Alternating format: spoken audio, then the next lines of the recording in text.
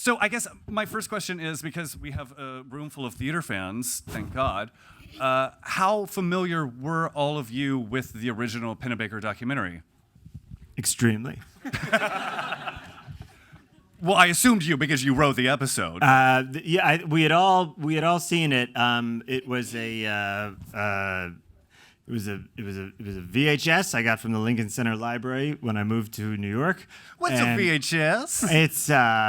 It was all they had at the Lincoln Center Library, and I'd seen it many, many, many times, and really, just like many people, was kind of obsessed with it.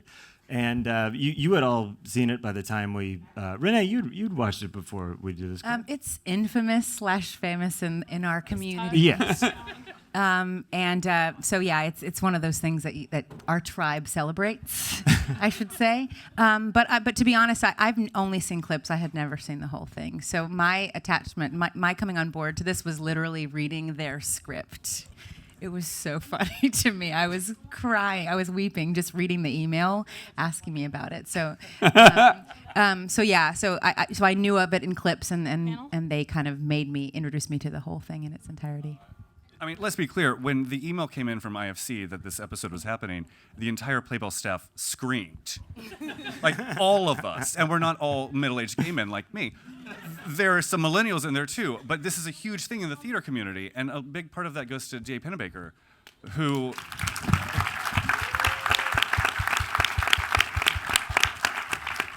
I mean, I'm quietly freaking out that I'm talking about this documentary in front of Jay Pennebaker. We're just going to assume that he liked it. We're not going to give him a microphone to ask him. Oh, no, we are going to give him a microphone. Shown it to Steve.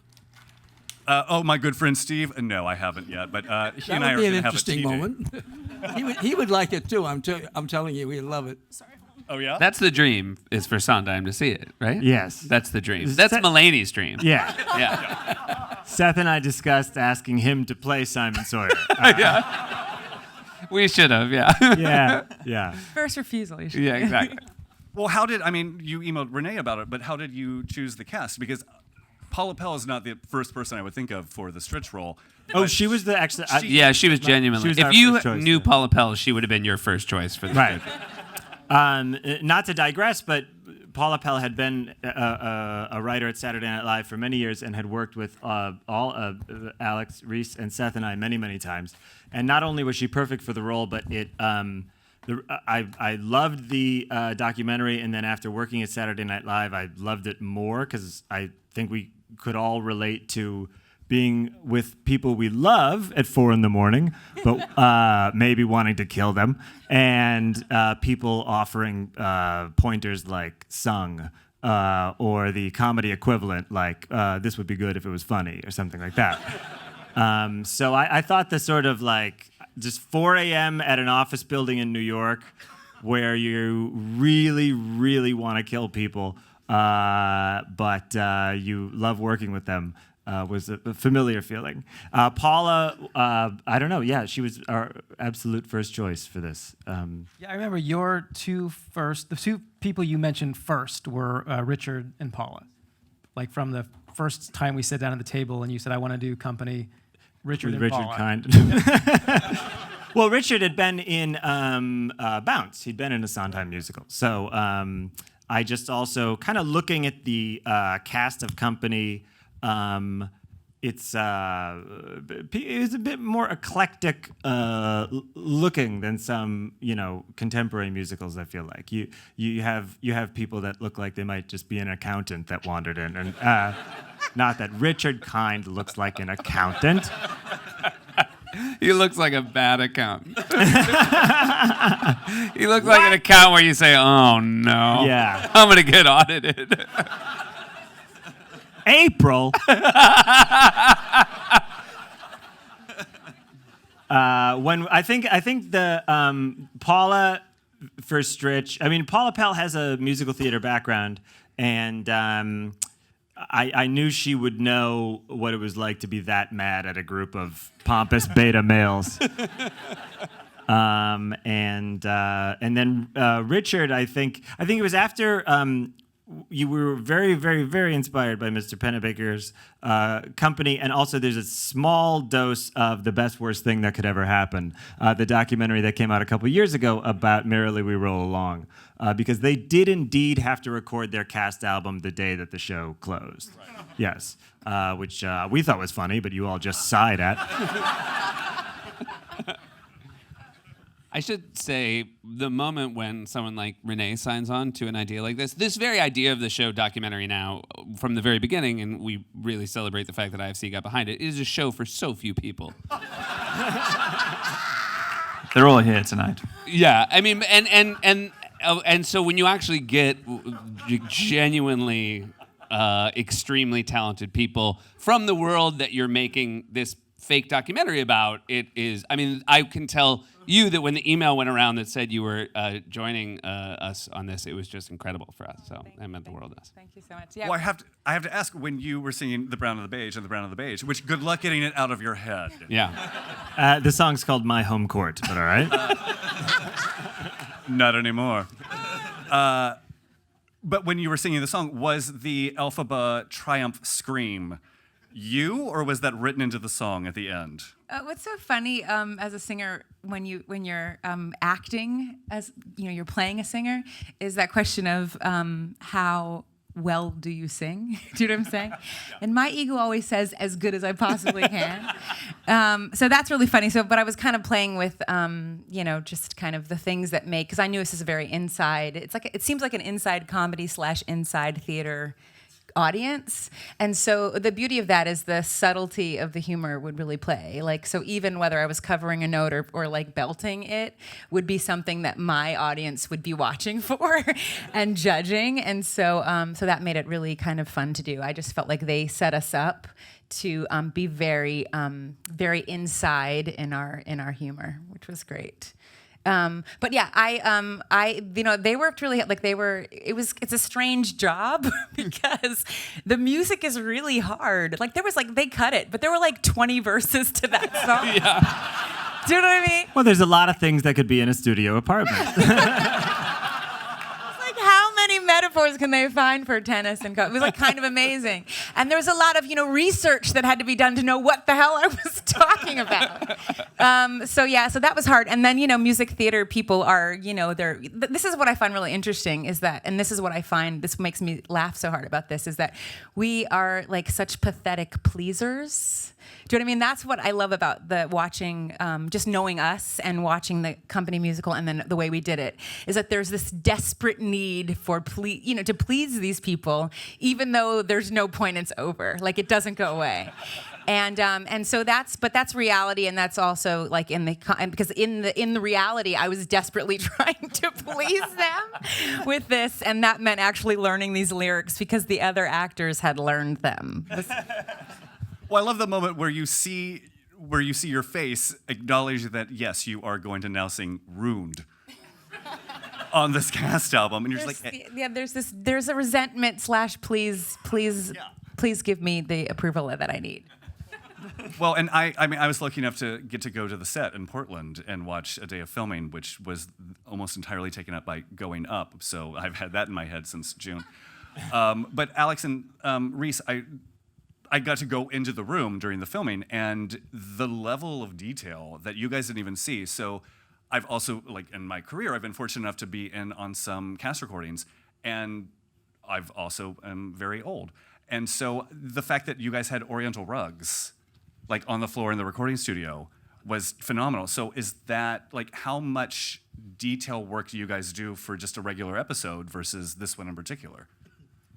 I mean, I think we go pretty deep on all of our episodes. It's sort of part of the fun of the show is that there's no stopping. You don't ever stop. Is that the fun for you? I mean, it's definitely it's an obsessive show, and in a way, you know, getting it right. Oh, you know, these should be white curtains, and these aren't the right microphones, and this should be a blank. In a way, it sounds kind of insanely obsessive, but it's also in a way the easiest way to do it, because let's just do the thing for real. Yeah. That's what we're gonna do, you know. So yeah, I mean that was, and for people like us who obviously love all of the documentaries that we make, but in this case, Company, being able to recreate Company as close as you can with great singers and incredible music.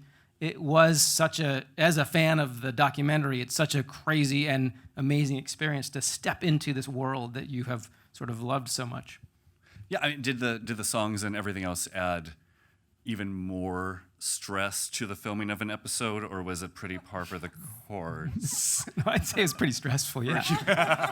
I was also, because this episode, getting all of the, and we shot this in Portland, Oregon, where there are no recording studio, like old vintage recording studios. Here in New York, you have a lot of them, and in LA, we have a lot of them. But in Portland, everything's just these really kind of cool, like hipstery, new places.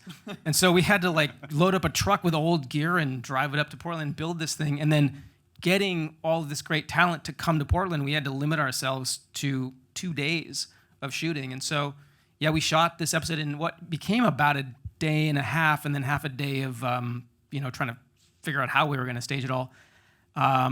So yeah, it was sort of stressful, but Yeah. Well, what's amazing is that you guys recorded the songs live. Like, I was watching the recordings happening for the most part. Well, the singing was live. Yes. Yeah. The music was not live. The music was just all big illusion. They had real orchestra players. What do you call it? Not lip syncing, but like miming that they were playing. But they actually knew what they were doing. We thought that was really interesting. Yeah. Well, we. But I love that even they were in costume. Yeah. Like somebody went music out and got teachers, all right? of those clothes. They were there. That was another secret, was that we can't afford to like hire a real orchestra to play for real. And so we just hired extras who happened to own the musical instruments. And asked if they would bring them. No, they were all like local music teachers. Really and good. They were, well, that was the thing, was that I think some of them certainly played in orchestras, but we weren't saying, okay, learn this music and come in and play it. We were like, hey, so can you bring your instruments? And and we had just said, look, just, in case you're curious, this is the music that we'll be playing. And they all just took it upon themselves that, they're like, you know what, we just hate it in TV shows and movies when it looks fake. Yeah. And so we learned it. And so totally, without telling us. And so we were able to do all these cutaway shots and things where it, looked like they were really playing it. We gamed the system on that one. There was a union thing. It was No, don't get into that. No. I'm saying that we were like, don't learn it. That would violate the union. They said, quote, we waive all things, and we just wanted to do it for reverse military. That is what happened. That is what happened. Yes. And it's in writing. They said it on camera. Yeah. It was intimated. But Eli, is Eli here this evening? Mike is here, right? Where's Mike? Mike Petrie, back there in the back. Oh shit, Mike, you should come up here, man. Yes, our musical arranger and director our who is orchestrator, on camera as also our With the beautiful conductor. blonde wig. Come up here, Mike. Yes. Well, and as he's walking up here, it's important to note that Co-op, the cast album, is going to be available. Oh my God. Yes, of course. It is. Oh, we're pressing vinyl. I was told I'm going to throw to, and there will be I'm throwing to yes. It was a law. We made a picture. Yes, so you can apparently purchase the Co-op cast album. The attention to detail of that is insane. Mike Petrie, everybody. Mike Petrie, everybody. Seth Meyers and I wrote the lyrics to these songs. Eli Boland composed them, and Mike Petrie was our arranger, director, and then because we could find the shirt, like the original director, you were our director on camera. I loved getting to meet you in Portland during that filming, and I was like, so how much of this is just Jonathan Tunick? And you're like, all of it. Yeah, there was a lot of going back to that original, cast album to listen to it and be like, how do you do that? And just doing that. But it's such a specific sound too. For that era and for that show in particular. And especially like that keyboard sound. Yeah. That's like a very specific 70s instrument called a Roxachord that is not made anymore. I had to find a keyboard patch to match. Well, we talked to you and Eli about I don't know how many pieces are in the average Broadway musical now in the orchestra pit, but we're like, how many pieces would they have had on something like Company? And you guys put together a 15-piece. Yeah, it was around 15. Yeah, 15-piece orchestra in New York to record the tracks that you hear in the film. But I mean, how many drafts of the songs did you go through? And are there lost songs? There was a song, Seth and I were noodling on a song where multiple people are ordering Chinese food over the phone. And it was basically like one person on the phone and a lot of people yelling out what they wanted. It was kind of a you could drive a person crazy type number where everyone was just saying what they wanted. Yeah. But even to just fit these songs in a lot, I mean, again, as Renee pointed out, there's a lot of dropped verses that, because you think a lot bigger, and then the reality is, what are they, 21, 30, I think? You get down to time pretty quickly, and so you have to cut things. Richard Kind has a small reprise during Going Up where he says, "All I ever wanted was to not be a doorman," which is he is a callback to a short section in his song "Doorman Tips," where he says, "All I ever wanted was to be in the majors." Maybe play for the Yankees or look just like Paul Newman. So it's the brief lament that he has repeated. But the album's going to have the full version. So Renee, your full My Home Court is Fantastic. This, by the way, extra the other 4 crazy verses. thing about this is the third full album we have generated from Documentary Now. There's a band called Blue Jean Committee. And there's a band called Test Pattern. Yeah. So there have been, and they're, for us, not to speak for John, but there's this thing where we, because we came out of SNL, we wait until almost the very last minute to write these scripts. Yeah. And That's not then just we, SNL. We kind of turn them in. They're not even formatted. It's like somehow, even with computers, they're on like loose leaf paper, and we give them to Alex and Rhys, and in this case, also Eli, and you can't believe how they then take this attention to detail and give you back not just an incredible product, but incredible songs. So. Oh yeah, I could only come up with pure Sondheim sound-alikes, not sound-alikes, copies, plagiarism, melodic plagiarism. So I would go like, okay, this one is something just broke from Assassins, and then I need you to change the melody. And then I would do a voice memo with like my dog barking in the background, and he would write an entirely new piece. And nothing's worse than the fact that John and I would just sing it into an iPhone, like prefaced with an apology. Yeah. Hey, sorry about this. I can sing, but not right now. Well, I can't wait to hear all of these songs at Marie's Crisis. Yeah. As soon as that album comes out. I hope so. I would be very happy if people started singing these in public. Oh, this is going to be the new 54 Below, like go-to cabaret standards. Like all A couple these of them songs. did get sung at 54 Below. Yes. Yes. Yeah. Eli did a night of his, he and his wife's work from Volley Girls and lots of other shows they did. And Richard Kind came and performed Doorman Tips. And then we had a performance of Cocaine Tonight. Yeah. And I did not come to do. I was available, and I did not, because the lyrics, there was no teleprompter. That would have been impossible. Everybody read them off pages. Okay. Yeah, but yes. It was a lot of like frantic turning of pages though. And I think that's all the time that we have. I'm being gestured at by some. Yes, it is. It is. I'm so sorry. Guys, congratulations on this episode. You have successfully pleased the theater queens of the world. So well done. Thank you. And thank you guys for sticking around. Oh, when does the episode air? The season premieres February 20th. And I believe, I can't remember, is this the second episode? second week. Yes. Yeah, This is second the episode. second week, so February What are some other episodes? 20th. You guys ever see The Artist is Present? We have one based on that called Waiting for the Artist, starring Cate Blanchett. Have you heard of her? Yeah. There's a bowling documentary, professional bowling documentary. There's There's a Michael C. Hall is in. Michael in the C. Hall bowling, is a yeah. professional bowler. Yeah. There's a documentary about cults called Batshit Valley, and that has Owen Wilson and Michael Keaton. Yeah, it's crazy. They should not be agreeing to do these things, but The point is, just watch documentary now, guys. thanks everybody. All right, thank you guys. Thank you guys. Thank you.